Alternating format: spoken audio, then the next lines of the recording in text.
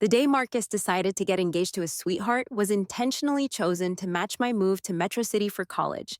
He told his fiancée, Ava, that Sarah was a bit of a headache and that Marcus was naturally kind. From that point on, he wanted Sarah to stay in Metro City and banned her from coming back. Our friends were worried, thinking I might catch wind of it and dash back to the capital in the dead of night, throwing a fit. But they had no clue. I wasn't about to lose my cool or make any impulsive moves. Before heading to Metro City, I had already accepted another guy's proposal. In just a couple of weeks, I'd be getting married. Before the wedding, I packed up all the presents Marcus had given me over the past decade and sent them back to the capital, including the ring I had once treasured like a precious gem. From then on, our lives went in different directions, each following our own journey. The last time I admitted my feelings to Marcus, I looked like a total idiot. The private room was packed with people, but the atmosphere was thick with awkwardness. No one said a word. Minutes dragged by. Finally, Ava, sitting next to him, stood up to ease the tension. All right, Marcus, enough of this. You're making it tough on Sarah. She's still young. Someone scoffed from the corner.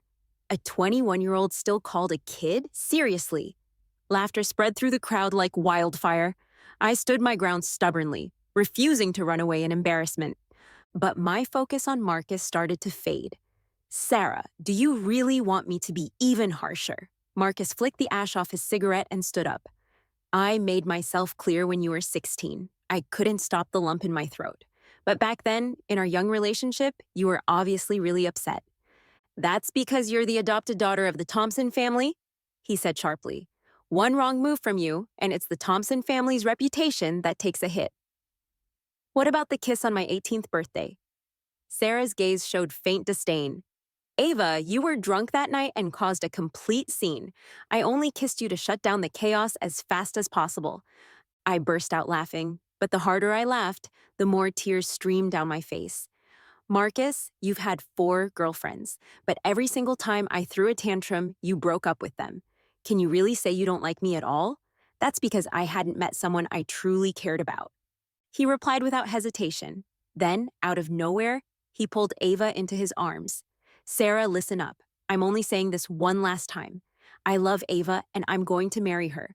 Your little games won't work on me anymore. Ava looked up at him with a shy, happy smile, her eyes full of admiration. Without missing a beat, Marcus leaned down and kissed her.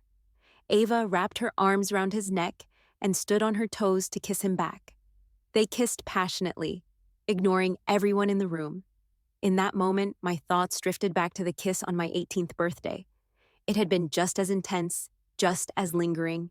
It had sparked a dream that lasted 4 years, a dream I had foolishly believed in. I had stupidly thought he might actually like me. Marcus moved out of the Thompson family estate and started living with Ava. The day he moved was when I was busy with my graduation defense at school. Picking that day was probably to stop me from causing a scene. But this time, I didn't react like before, rushing to Marcus to cry and make a fuss. Instead, after a brief pang in my heart, I shook it off. That evening, I went to a graduation dinner with a few close classmates. On my way to the restroom, I ran into Ava. Hey, Sarah, Marcus is here too. Want to come over? I shook my head. I'm with my friends. I'm not joining you. Suddenly, Ava's eyes welled up. Sarah, I know I'm not from the best family, and Uncle Jack and Aunt Lily already don't like me. Can you stop bad-mouthing me in front of them? I was stunned and taken aback. Miss Song, I've never even mentioned you to them. Ava gave a sorrowful smile. I know you've loved Marcus for years. It's understandable that you're struggling to accept him being with me, but Sarah, shouldn't we try to be nicer? Ava continued. I take after my mother. I'm straightforward and not good at scheming. Hearing this, I got defensive right away. Ava, stop making up lies and slandering me. Before I could finish, Ava's legs gave way, and she fell to her knees. Sarah, I'm begging you. Startled, I rushed to help her up, but before I could touch her, she collapsed heavily to the ground. Sarah, what are you doing? Marcus's angry voice rang out. At the same time, a strong shove hit me. I was pushed hard, my knee smashing against the wall's edge. The pain was unbearable. Marcus, don't get it twisted. Ava didn't mean it. You're still defending her? I'm done with her antics since we were kids. Marcus bent down to pick up Ava, glaring at me with fiery eyes. Sarah, apologize. Marcus, shut up and apologize. Ava curled up in his arms, crying softly, looking so fragile and pitiful. My knee was bleeding, blood trickling down my shin and pooling at my ankle. Two red streaks, but it seemed like Marcus didn't even notice. The way he looked at me, as if I was some unforgivable villain. I let out a bitter laugh, not wanting to argue any longer. I'm sorry. Marcus seemed momentarily taken aback, but his expression turned darker. Not enough. I straightened up and bowed deeply. Is this enough for you? Ava glanced at me, the corners of her lips curling slightly, then quickly sniffled and turned to Marcus with teary eyes. Please let it go, Marcus. How could I deserve such an apology? Marcus's heart softened immediately. Sarah, I've told you before, Ava is different. Bullying her won't make me break up with her. It'll only make me love her more and despise you even more. With that, he carried Ava and walked away. I stood there motionless for a long time. My knee hurt terribly, but my heart felt empty and light. I knew it at that very moment. All those so-called obsessions and unrequited love crumbled to dust and were completely gone. That night, Ava posted 3 updates on her social media. Screenshots of these posts, especially Marcus's comments, were promptly sent to me by people with obvious hidden agendas. I knew they were trying to mock me. In the past, I'd act on impulse, rushing to Marcus, crying and causing a scene. He'd get annoyed but would always give in eventually. This illusion of his concern had pushed me to keep going despite setbacks. But this time, I didn't react. Instead, I made a phone call I'd been hesitant about for 7 days. Aunt Lily, this is Sarah. I've decided about what you mentioned the other day. When I was 7, my parents died unexpectedly. Uncle Jack, who was close to my dad, took me in. Aunt Lily, on the other hand, was my mom's best friend in her youth. But she ran off with her lover, cutting off contact with everyone. By the time she settled in Metro City after years of wandering, my parents were already gone. Aunt Lily wanted me to move to Metro City and fulfill an old promise she made to my mom. She wanted me to marry into the Lee family and become her daughter-in-law. 7 days ago, I hadn't agreed, not wanting to hurt her feelings. But I said I'd think about it. Yet, tonight, I suddenly let go of the obsession that had consumed me for years. This one-sided infatuation now felt silly and laughable. I didn't want to be the joke in my social circle anymore. Half a year ago, Marcus arranged for me to continue my studies in Metro City. I'd cried hard back then, not wanting to leave, but he never budged. Now I realized it was the perfect chance. Maybe it was fate guiding me. On the other end, Aunt Lily's laughter was full of joy. Sarah, Daniel has been waiting for your answer. He's ready to fly to the capital to propose to you. Clutching my phone, my cheeks flushed inexplicably, but the laughter in my ear also brought a surreal sense of calm. The person I'd lived with for 15 years, loved for 7. It turned out it only took 7 days to completely let go. The day Marcus and Ava got engaged was the same day I left for Metro City. As a result, not many people came to see me off. After landing, I turned on my phone and a flood of messages poured in. Most of them were about Marcus and Ava's engagement. I laughed it off, deleted their contacts, and blocked them all. Before arriving in Metro City, I had already met Daniel. I wanted to keep things simple and low-key. Daniel respected my wishes. He proposed. We exchanged rings. And just like that, we were quietly engaged. Now, my bank account had a few million more as a dowry, and my ring finger bore a plain band. As I was about to get into the car, sent by the Lee family to pick me up, my phone rang. It was Marcus's cousin, Mia. Sarah, Daniel's engagement ceremony is about to start. Where are you? I just arrived in Metro City. Then hurry back. If you leave now, you can still make it in time. Why would I go back? Isn't this a happy occasion for him? Mia, her voice rose sharply. Are you crazy? Just as I was about to hang up, Ava's voice replaced hers. Sarah, aren't you coming to our engagement ceremony? Marcus has always seen you as a little sister. And now I'm your sister-in-law. I was hoping for your blessing. I glanced at Daniel, who stood by the car, tall and composed, his eyes gentle. A sudden sense of peace washed over me. Of course, I wish you two a lifetime of happiness, locked together forever. Marcus stood in the garden with a few friends, smoking, but occasionally his gaze drifted toward Mia and her group in the distance. He knew they were informing Sarah, just like they always did, whenever there was a woman by his side. Those friends would immediately relay the news to Sarah, and then she'd come running to cry and make a scene. He despised such behavior from women. It annoyed him. So he'd conveniently ditch those women as well. This time was no different, which is why he deliberately picked the day Sarah left for Metro City. The only miscalculation was the engagement ceremony's lucky time. Set for 6 in the evening, it gave Sarah just enough time to fly back and crash the event. Marcus, what if Sarah comes back and causes trouble? Yeah, you're getting engaged to someone else. She might lose it, but she's been unusually quiet lately. The cigarette between Marcus's fingers burned a long ash trail. He forgot to tap it off. Distracted by his friend's last remarks, Sarah had indeed been uncharacteristically quiet. So much so that it felt odd. But based on what he knew about her, she wasn't the type to give up easily. He had rejected her countless times over the years, yet she always came back stronger, never considering backing down. Maybe she had grown a bit more composed with age. Suddenly, Marcus smirked, extinguishing his cigarette. Just wait. She's not one to stay out of trouble. Marcus, are you saying Sarah will come back to cause a scene? Marcus didn't respond, but he was sure of it. That girl had always been hopelessly romantic. During her teenage years, she devoured romance novels as if her life depended on it. Every ridiculous tactic she read about, she'd tried on him. He knew her well enough to bet that this sudden calmness was just a setup for a bigger move. He was sure of it by the time the engagement ceremony started. Sarah would show up. Tell security to stay alert, Marcus ordered, checking his watch. Don't let any troublemakers get in. Just as he finished speaking, Mia came running over, holding up her skirt. Cousin, it's Sarah. She's here. Her car just pulled up at the gate. Marcus felt an inexplicable surge of excitement, quickly followed by anger. Ridiculous. She just can't change, can she? Brother, what do we do now? If she causes a scene, the Thompson family will lose face.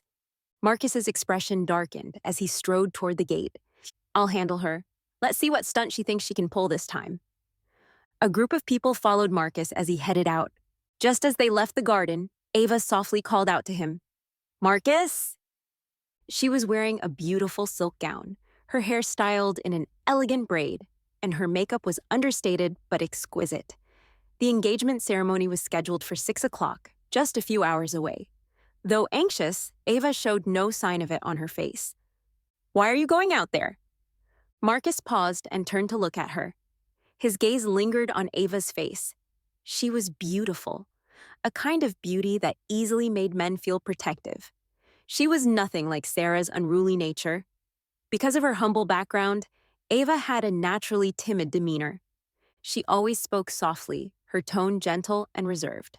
When he met Ava, he had been exhausted by Sarah's constant antics. He was easily drawn to Ava's calm and quiet demeanor. What's more, unlike his previous girlfriends, who all pursued him eagerly, his meeting with Ava had been a classic case of a hero rescuing a damsel in distress. Men always have a soft spot for such scenarios, and so his feelings for Ava were different, deeper than the fleeting flings of the past. I heard Sarah is back. Ava's words trailed off as her eyes turned red. I'm a little worried. She bit her lip and lowered her head. Marcus, do you think we might not be able to finish the engagement ceremony today? What are you thinking? Marcus placed a reassuring hand on her shoulder and gave it a gentle pat. Don't worry, I'll handle it, Ava. However, she reached out and tugged on his sleeve. Marcus, I'm scared. I'm afraid you'll leave with her. Tears began to stream down her delicate face. She stood there, fragile and petite, as if she might break at any moment. That's impossible, Ava. Mia interjected with a smug smile. My brother doesn't even like Sarah. He's sick of her.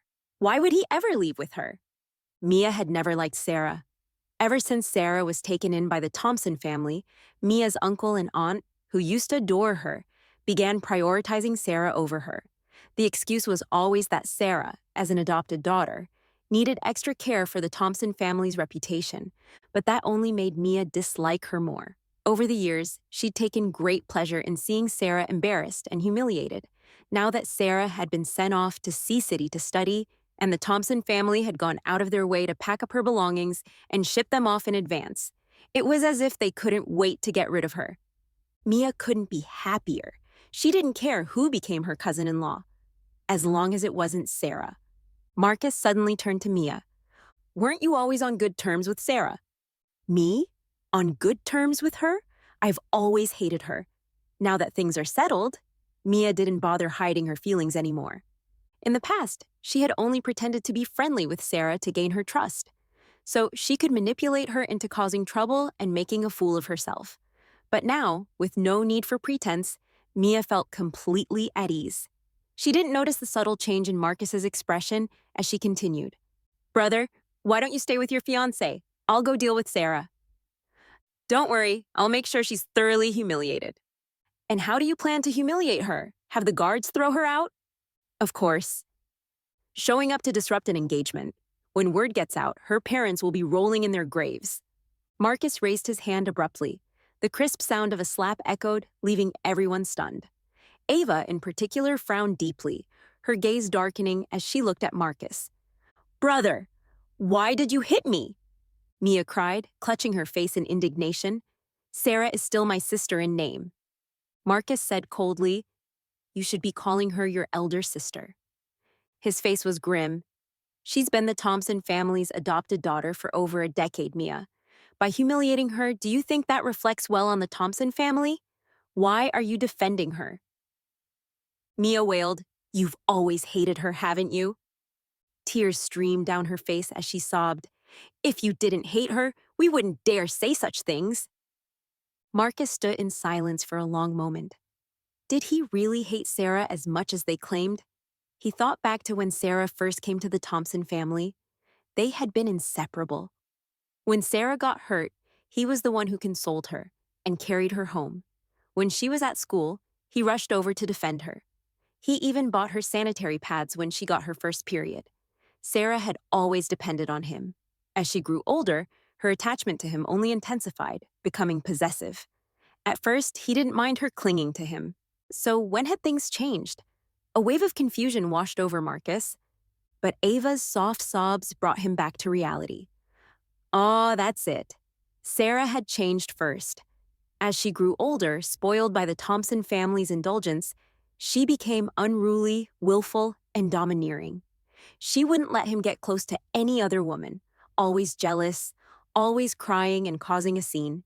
It had worn him down, pushing him to distance himself from her. Even when she had begged and wept, he had sent her to Sea City to study alone. He had done it only because he wanted her to mature, to grow up.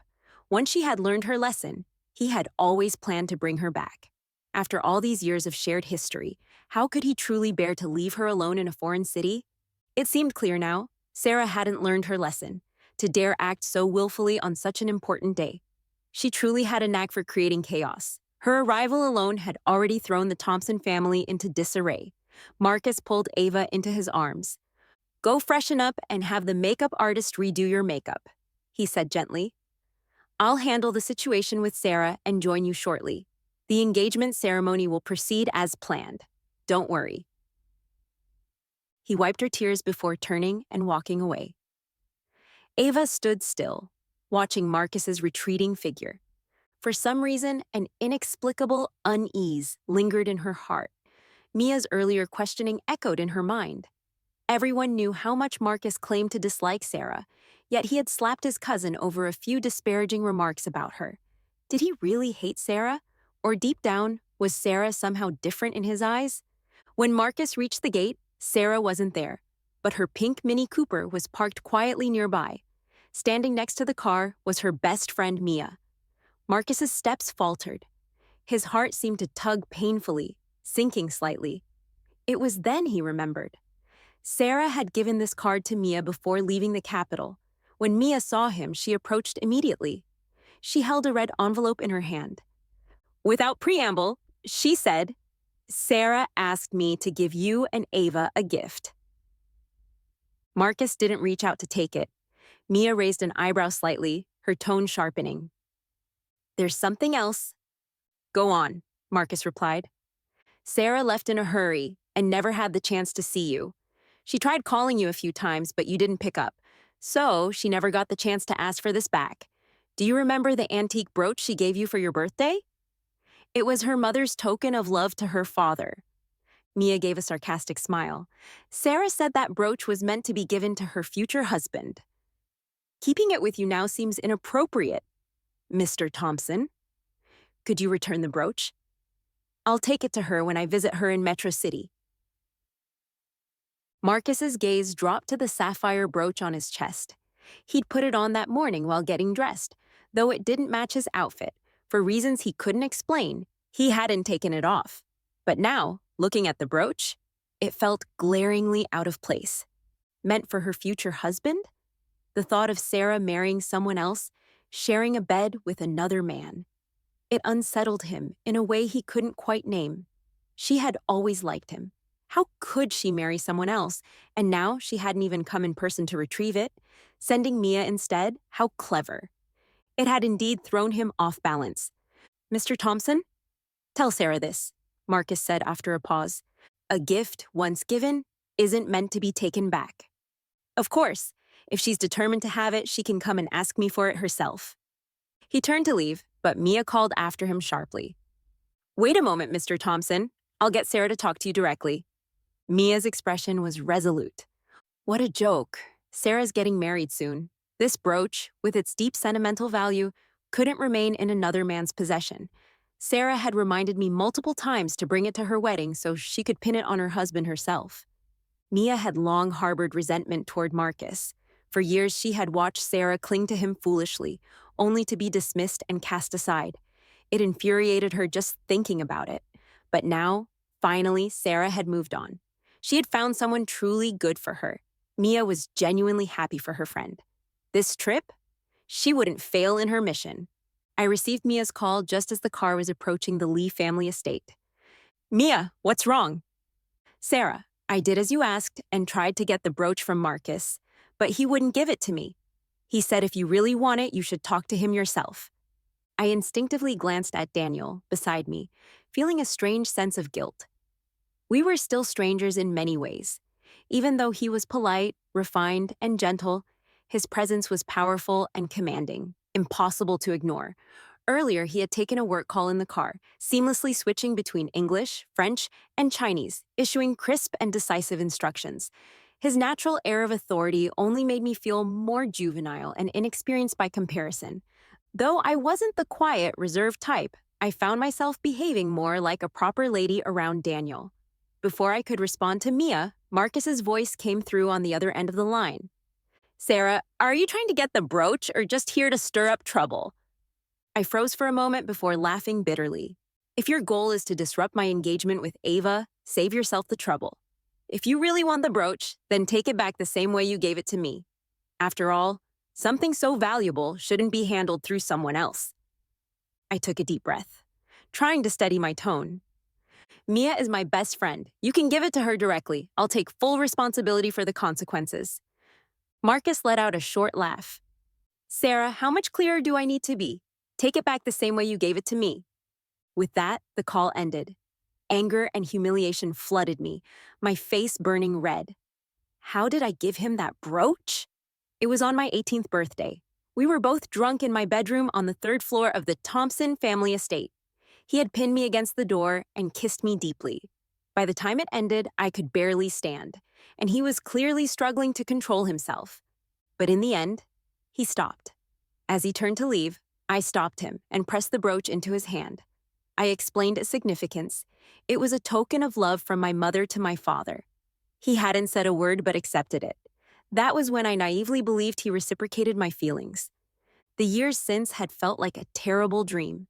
Now that I'd woken up, I only wanted to sever all ties to the past. I thought Marcus would be eager to rid himself of the brooch, tossing it back like unwanted garbage. I never expected him to say what he did, and in that moment, I realized that youthful foolishness always comes with a price. If the brooch didn't carry such deep meaning, I wouldn't bother taking it back. But now, with my impending marriage, leaving it with Marcus felt unfair to Daniel. Is something wrong? Daniel's voice broke through my thoughts. I instinctively looked up, meeting his deep gaze. Embarrassment and unease churned within me. I didn't want to hide the truth, but our unfamiliarity made it hard to explain. Nothing, I finally said, shaking my head. I resolved to ask Uncle Jack for help retrieving the brooch.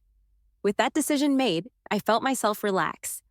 It's just a small matter with Uncle Jack's family, I said lightly, flashing Daniel a reassuring smile. I can handle it. Daniel didn't press further. He simply nodded. All right. If anything becomes difficult, Sarah, you can always come to me. After all, you're my fiancé now. He addressed me just as Aunt Lily always did. Though it wasn't the first time. Hearing him say fiancé made my ears flush red. The warmth spread down to the back of my neck. I was engaged now. In just 2 weeks, I'd be married to him. A mix of sourness and sweetness welled up inside me. It was faint, but there was also a flicker of hope and anticipation. I avoided his gaze, quickly nodding with a soft hum of acknowledgement. Daniel said no more. When we arrived at the Lee estate, he stepped out first, then turned to help me out of the car. I noticed the engagement ring on his middle finger. Since the day he put it on, he hadn't taken it off. As he helped me out, he didn't release my hand. Instead, he held it naturally. At first, I felt a little uncomfortable, but his palm was warm and dry, his long fingers strong yet gentle. The contact unexpectedly calmed me. It felt as if this was exactly how things were meant to be. In the distance, Aunt Lily spotted us holding hands and immediately smiled in satisfaction. Before we could even get close, she rushed forward to meet us. She wrapped me in a tight embrace, tears streaming down her face. Sarah, you look so much like your mother when she was young. My tears came flooding out. She smelled wonderful, just like the faint memory of my mother's scent. Daniel stood nearby, shaking his head with a helpless smile. Aunt Lily, if you and Sarah keep crying like this, people might think Uncle Jack and I bullied you too. Aunt Lily, who married Daniel's father at 40, never had children of her own. She treated her stepchildren as her own, and Daniel always respected her deeply. I had known all this for a long time, but I still didn't understand why Daniel agreed to this verbal engagement. After all, it had nothing to do with him. Aunt Lily had simply reassured me to trust her, saying I'd understand one day. So I hadn't pressed further. Aunt Lily laughed at Daniel's remark and wiped my tears before taking my hand tightly. Sarah, come home with Aunt Lily now. Instinctively, I looked at Daniel. He was already looking at me. The greenery behind him framed him like a painting. When our eyes met, his gaze softened into a gentle smile. He extended his hand to me. Sarah, let's go home. 20 minutes remained until 6 o'clock.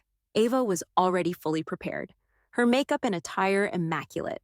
But Marcus had yet to emerge from the lounge upstairs. After hesitating for a moment, Ava decided to head over.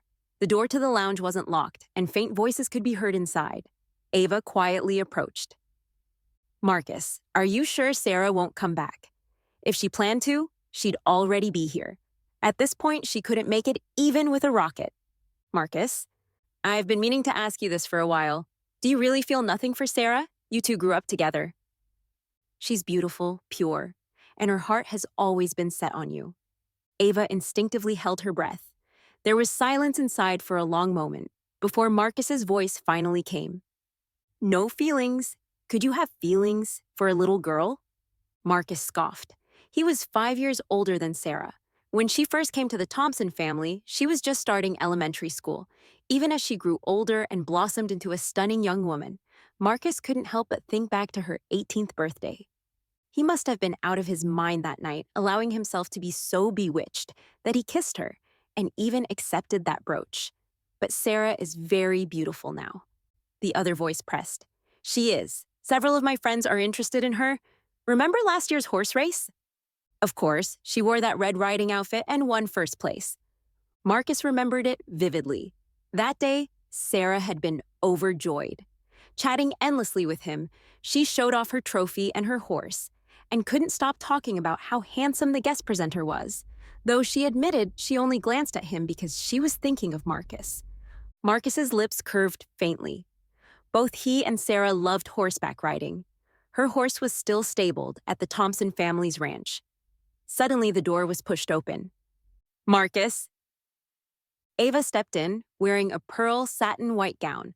The dress was a replica of the one Mrs. Thompson had worn at her own engagement ceremony. Mrs. Thompson, despite her humble origins, had been the subject of a heroic rescue by her future husband, a romantic tale people still talked about to this day. Marcus had always been proudest of his parents' deep love for each other. Maybe that was why he'd been drawn to Ava after saving her. Now, standing before him, Ava resembled his mother's graceful beauty in those old photographs. Marcus's heart softened, even if he'd never truly envisioned marrying Ava. Today he would at least give her a perfect engagement ceremony. Marcus stood and extended his hand to her. Ava smiled gently, lifting her skirt as she approached him. "I was worried since you hadn't come downstairs yet." "It's fine. Let's go now. Has everything with Sarah been handled?" "Yes." Marcus's gaze briefly fell on the sapphire brooch pinned to his chest. "Sarah is unruly and you're kind by nature. From now on, let her stay in Sea City. She won't be allowed back." Ava's heart leapt with joy, though she maintained a look of concern. "Won't that be a bit harsh?" she asked softly. "Sarah has always been pampered. Won't she feel wrong living alone out there?" Marcus's voice was cold. "A little hardship will teach her to grow up." Ava said no more, dutifully taking his arm as they descended the stairs. 6 o'clock arrived. Her engagement ceremony was about to begin. From this day forward, her life would change forever. No more shabby homes, no more crowded rooms shared with her sisters. Her family would rise with her, reaping the benefits of her new life. Marcus was her heaven-sent opportunity to leap across social classes, and she would never let go. My wedding to Daniel was scheduled for just 2 weeks later. The timeline was tight, but the Lee family, deeply valuing the eldest son's marriage, had been preparing for years. Despite the busyness, everything progressed smoothly. Aunt Lily shared a story with me. When Daniel was a child, he had suffered a severe illness. After he recovered, the Lee family took him to see a white dragon king. The prophecy declared he must marry in September of his 27th year. If he did, his life would be prosperous, healthy, and blessed with great wealth. The Lee family elders deeply believed in this. When Aunt Lily first mentioned this marriage to me over the phone, the Lee family had already compared our birth charts. They determined that Daniel and I were perfectly matched, destined by fate. So, when I agreed to the engagement, the entire Lee family was overjoyed. I received countless precious gifts, but the most meaningful was a pair of jade bracelets left by Daniel's late mother. When Daniel handed them to me, I was deeply moved, but also felt a pang of guilt. The most suitable return gift would have been the brooch my mother had given my father, but it was still with Marcus. Perhaps sensing my mood, Daniel led me into the garden. "Sarah, are you unhappy?" His tone was gentle, his jade green bracelet glinting softly in the sunlight. Even someone as ignorant of treasures as I knew their immense value. I'd always felt uneasy accepting kindness from others. When people were good to me, I wanted to repay them tenfold. But no matter how much I thought about a gift for Daniel, nothing seemed good enough. The guilt and unease gnawed at me. But when I met Daniel's kind gaze, for some reason, the tears I had held back all this time began to fall. Daniel seemed flustered. Though a perfect gentleman and heir of a prestigious family, he clearly lacked experience comforting crying women. He clumsily dabbed at my tears with his handkerchief. I laughed. "Daniel, you've smudged my makeup. Were you wearing makeup?" he asked earnestly. "Isn't it obvious? I thought you were just naturally stunning." I admit I'm a little vain sometimes, but that simple compliment cheered me up instantly. "Daniel, you're so good at flattering women. Have you had many girlfriends? Do kindergarten crushes count?" My eyes widened. "You haven't dated anyone since then?" If I said no, it would be a lie. I had a girlfriend in college abroad, but we realized we weren't compatible and parted amicably. And since then, have you liked anyone? Daniel hesitated briefly. "I have, but she didn't feel the same way." I felt a quiet realization settle over me. So that's how it was. Perhaps he agreed to this engagement because the one he loved was unattainable. A twinge of bitterness crept into my heart, but just as quickly, I consoled myself. This was better. At least I wouldn't feel too guilty. As we left the Lee estate that day, Daniel turned to me. "Sarah, I hope you'll truly see me as your future husband. I know you're independent and capable, but occasionally relying on me would make me happy. His words opened something in my heart. I will, Daniel, I promised. As a first gift, I gave him a set of cufflinks and a tie clip. They weren't particularly extravagant, but I had designed them myself on a whim some time ago. This gift was untainted by past attachments, created simply from missing my parents. Each pencil line a reflection of that longing. My wedding preparations were now in full swing, yet the Lee family had not publicly revealed who the bride was. I had just started at a new school and didn't want to draw attention. Besides, there were still loose ends with Marcus that needed tying up. When Marcus arranged for me to move to Metro City for school, it was clear he had decided that he didn't want me returning to the capital. So, when the house staff packed my belongings, they sent almost everything I owned to Metro City, including all the gifts Marcus had given me over the years. Among them was an especially valuable pink diamond ring, a gift from my 18th birthday. I had once cherished it as a treasure. Whenever I felt sad, just looking at the ring would cheer me up. After all, a gift like a ring carries a special meaning. But now I had come to understand when someone doesn't truly love you, or if their feelings for you aren't pure, even a formal engagement would be nothing more than an empty gesture. And possessions? They're even less meaningful. As I sorted through and packed away everything Marcus had given me, I was surprised by how calm I felt. Not a ripple of emotion disturbed me. By the time my jewelry box was empty, my heart felt lighter than it had in years. While preparing to send the items back, a few messages came through on my phone. They were from the staff at the stables. My horse had fallen ill, refusing to eat or move much. Seeing the photos, my eyes immediately turned red. The staff explained that the horse likely missed me. After all, I used to visit it regularly, but I hadn't gone in weeks. I quickly called the stable for more details. Miss Sarah, Mr. Thompson happens to be here. Let me hand the phone to him, the staff member said. I froze as Marcus's voice came through, clear and familiar. Sarah, do you remember what you said when you decided to raise that horse? Of course, I remember. Every Thompson family child was allowed a pet, but the rule was that you had to take full responsibility for it. Abandonment was never an option. But wasn't it you who decided I should go to Sea City 6 months ago?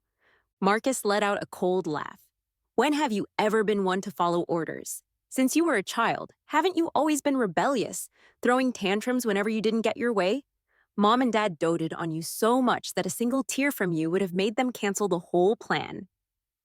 Clearly, you don't care as much about your horse as you claimed. At that moment, Marcus's heart skipped a beat. His own words echoed back to him with unexpected clarity. Was it possible that Sarah didn't care about him either? If she did, she wouldn't have gone to Sea City. She wouldn't have remained indifferent to his engagement. She wouldn't have stayed away on the day of his ceremony. And she certainly wouldn't have asked for the brooch she had once given him. I'll make time to visit, I said calmly. If possible, I'll bring it to Metro City. Do you plan to stay in Metro City forever? Marcus asked, his tone edged with anger. I lowered my head, a small smile tugging at my lips. Most likely. After all, I was about to get married. My life would naturally shift here. But there was no need to tell Marcus that. Sarah, you're still as childish and stubborn as ever, he snapped. You've learned nothing. His voice grew colder. You'd better not regret this. Regret what? I asked lightly. My engagement to Ava is finalized. The wedding date is being set. And then? Don't tell me you don't understand. Sarah, if I really marry Ava, I interrupted him with a laugh, light and carefree. Marcus, I will sincerely wish you both happiness, truly. On the other end of the line, Marcus fell silent. I didn't wait for him to respond. I gently hung up. At 16, my first love had blossomed, stubborn and all-consuming. I had stopped calling him brother and instead clung to him as something more. 6 years had passed since then. Now, he had returned to the role he was always meant to play. I didn't hate him. I didn't resent him. After so many years of shared memories, I wished him well from the bottom of my heart. I called Uncle Jack. After checking in on him and Aunt Lily, I brought up the brooch. Uncle, I made many foolish mistakes in my youth. Looking back now, I feel regret and embarrassment. Since Marcus is engaged, I think it's best to avoid any unnecessary misunderstandings. Uncle Jack sighed over the phone. Sarah, you've always been like a daughter to me. I had hoped you might one day truly become my daughter-in-law. Your Aunt Lily has been in tears every time she talks about you. My chest ached at his words. It wasn't about Marcus anymore. It was the genuine care of two elders who loved me deeply. Uncle, feelings can't be forced, I said softly. You've been through so much. Sarah, it's not a hardship. Uncle Jack replied, Sarah, it's not a hardship. I've come to terms with everything. I'll speak to Marcus and get the brooch back for you. I promise. In a few days, your aunt and I will be in Sea City for a wedding. I'll deliver it to you personally then. I thanked him and ended the call. Just then, the courier arrived to collect the package. The neatly packed box of gifts was loaded onto the truck. In a few days, it would arrive safely at Marcus's hands. And soon, when Uncle Jack brought me the sapphire brooch, it would mark the end of all the foolishness of my youth. From then on, our lives would diverge, each following its own path. Marcus had once again drunk too much at a gathering with friends. As he stepped out of the restroom, he overheard Mia talking on the phone. Babe, I'm heading to see Sea City tomorrow. You promised I'd be your only bridesmaid. Oh, and did you handpick the groomsmen just for me? What? You picked 7 groomsmen to keep me company? Sarah, you're the best. I love you. Babe. Marcus stood in the long, empty hallway, Mia's joyful voice echoing in his ears. But in the end, only one word lingered. Sarah. He thought he must really be drunk. Otherwise, why would he hear such an absurd and laughable idea? Yes, he was definitely drunk. That had to be why he was imagining things. Or maybe he just missed Sarah so much that he mistook someone else's name for hers. Marcus suddenly stumbled toward her. Mia? Mia jumped at the sound of his voice. Marcus? Who were you talking to just now? Marcus's gaze locked onto hers, intense and unrelenting. I heard you mention going to see Sea City for a wedding, and I heard Sarah's name. His handsome face was slightly twisted, and his typically charming eyes were bloodshot. He smiled faintly, but the expression was cold and unnerving. Don't tell me you're going to Sarah's wedding. Mia was initially startled by his appearance, but she quickly composed herself, her heart filling with satisfaction. How ironic! For years, she had been furious and heartbroken over Sarah's pain. But now, seeing the great Marcus Thompson in such a state brought her immense satisfaction. The mighty eldest son of the Thompson family finally had his turn. He had enjoyed playing with others' feelings, watching them pine and suffer for him. Now, he could savor this bitter taste himself. But Mia wasn't about to tell him the truth. Sarah had asked her to keep quiet, and she wasn't going to let Marcus ruin anything. This was her best friend's happiest day, and she would never let this toxic man ruin it. You misheard, Mia said coolly. Yes, I'm going to Sea City for a wedding, and Sarah will be there too, but the one getting married is an old classmate of ours. Marcus looked unconvinced. I don't recall Sarah having any close classmates in Sea City. Mia smiled knowingly. Marcus, have you ever really cared about Sarah, truly tried to understand her?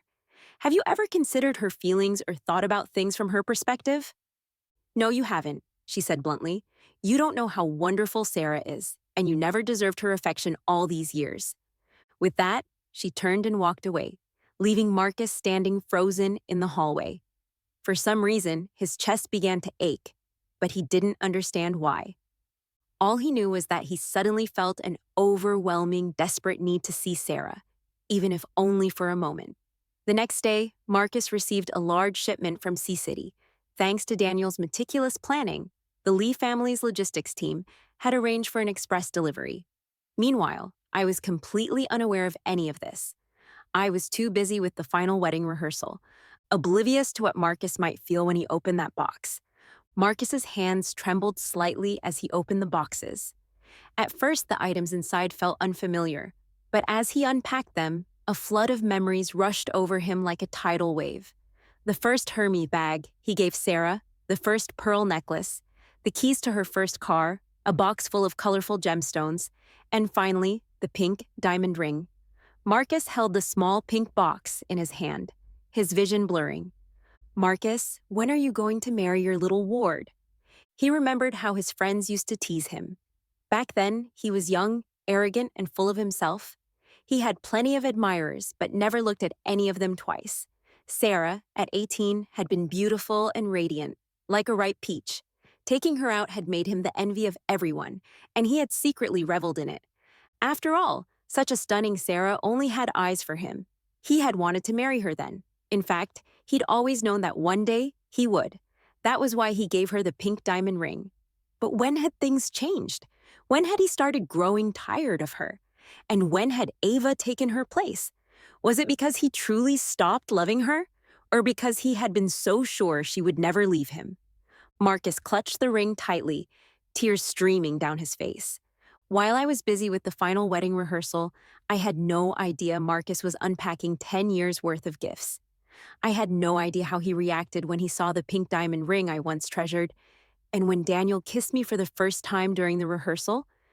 I didn't know that Marcus, at that moment, slapped Ava across the face because of that ring.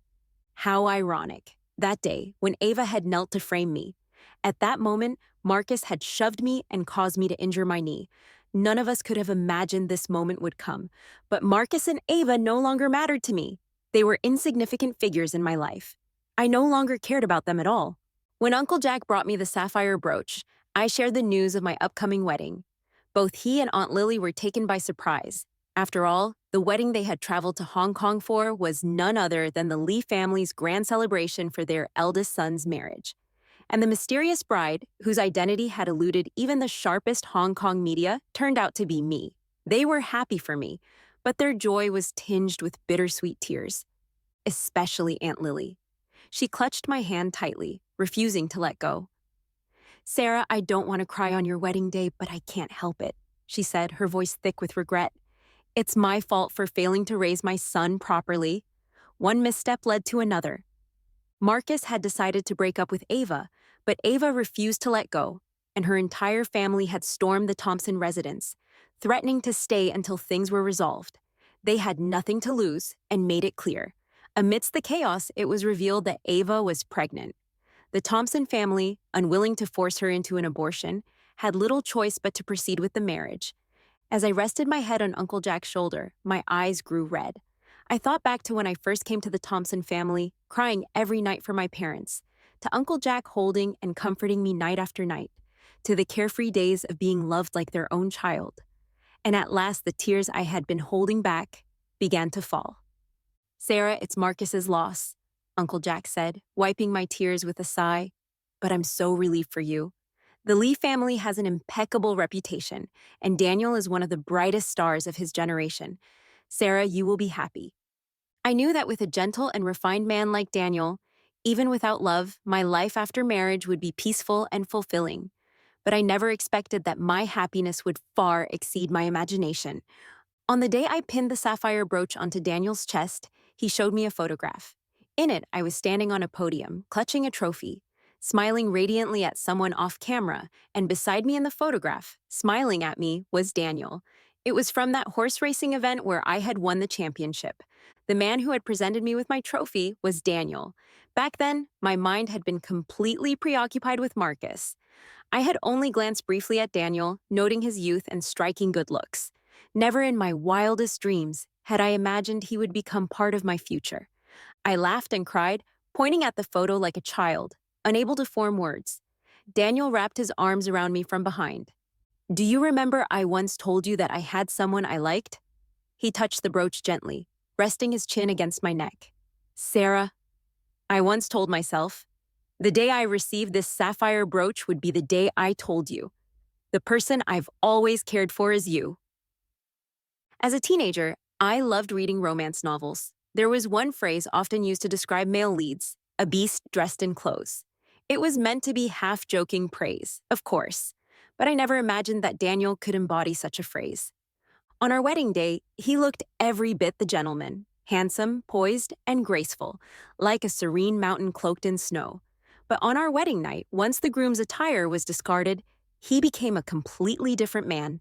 For the first time, I heard tender, fiery words of love whispered to me. For the first time, I was called baby again and again, in a voice so warm it burned. For the first time, I was guided patiently through moments both awkward and beautiful. For the first time, I cried from discomfort and later from pleasure.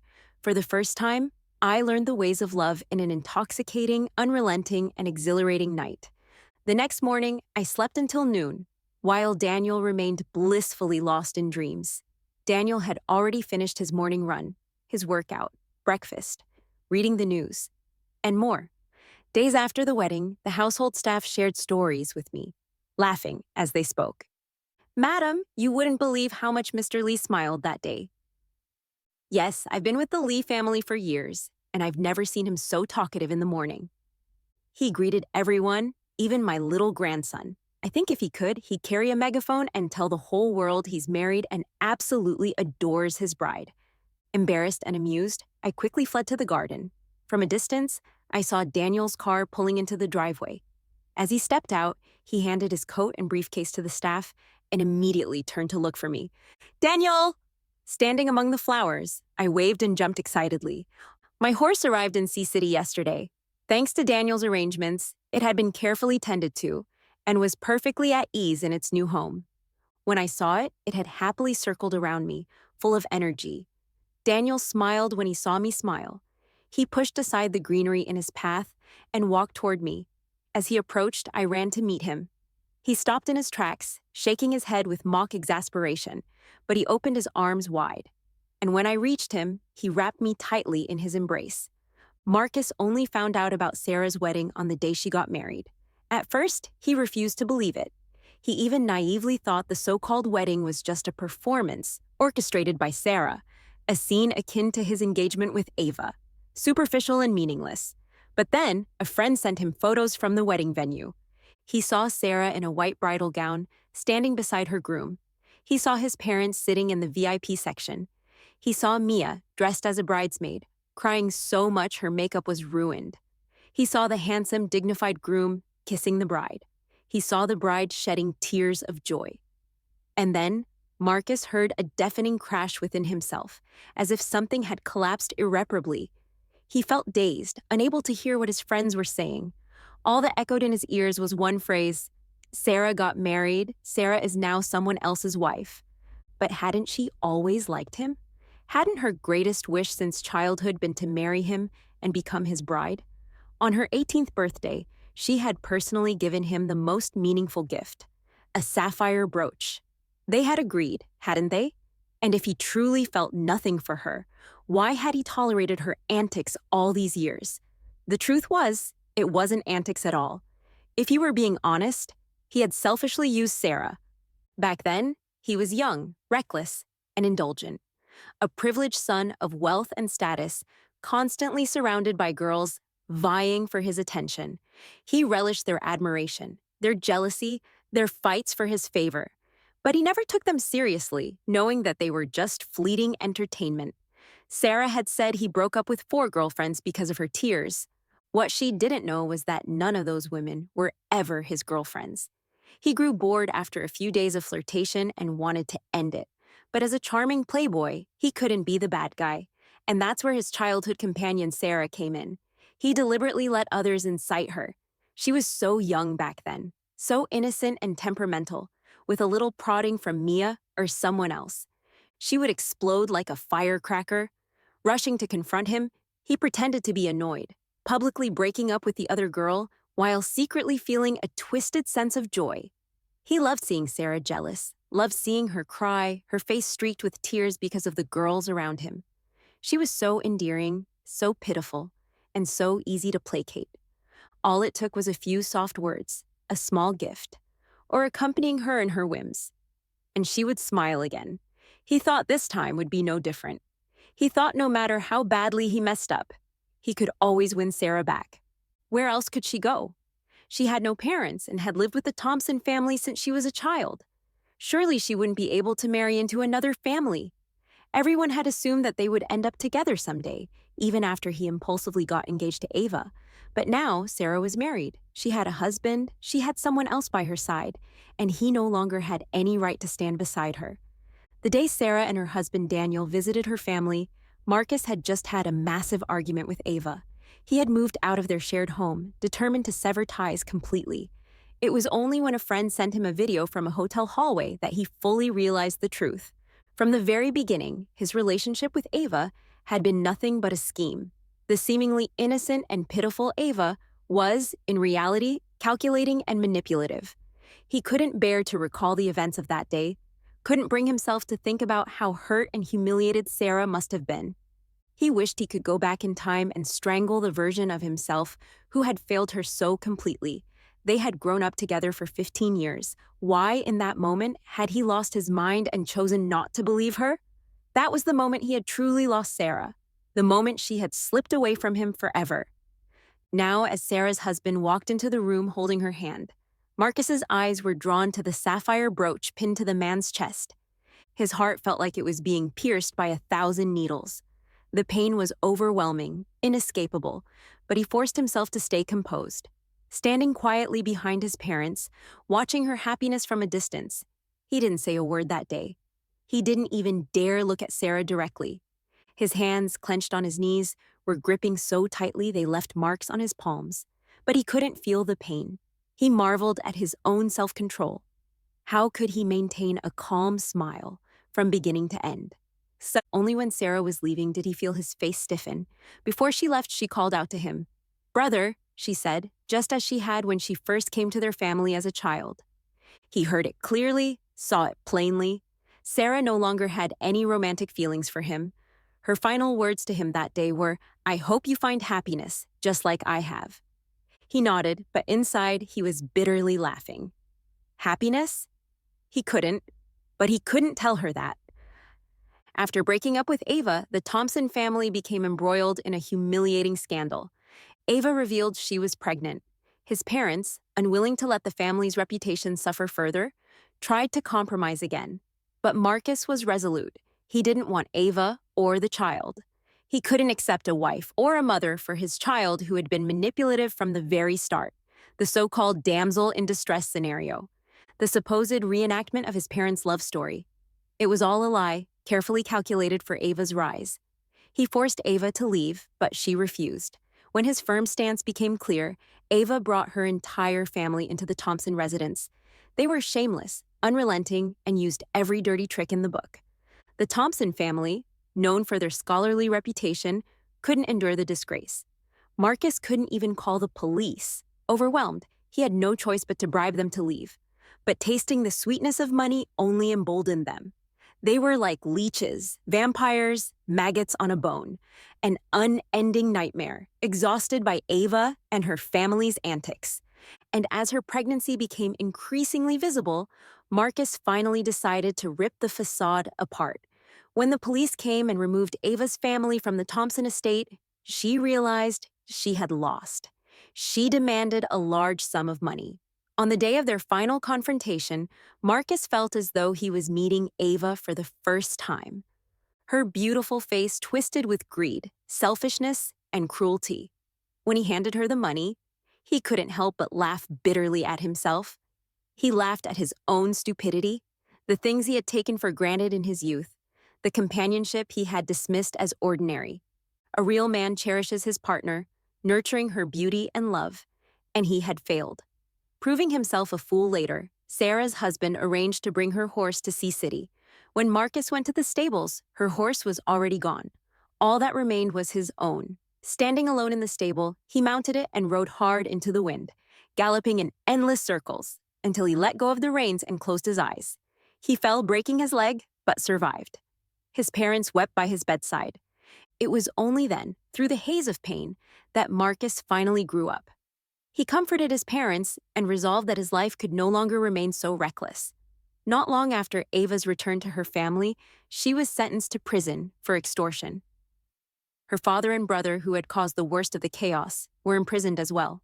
The remaining members of her family quickly scattered, returning to their hometown with the money they had extorted. Ava's mother, devastated by the shame, cursed her daughter bitterly. Meanwhile, in Sea City, Sarah's new life was unfolding like a fresh canvas, bright and full of promise.